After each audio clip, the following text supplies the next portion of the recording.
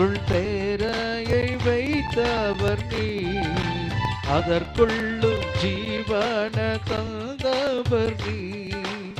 உமையன்றி அணுவேதும் அசையாதையா, உமையன்றி அணுவேதும் அசையாதையா.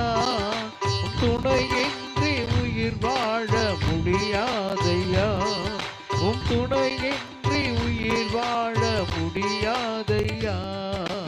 நீரின்றி வாழ்வேது இறைவா, உம் நினைவின்றி மகிழ்வேது தேவா. நீரின்றி வாழ்வேது இறைவா, உம் நினைவின்றி மகிழ்வேது தேவா. உலகத்தில்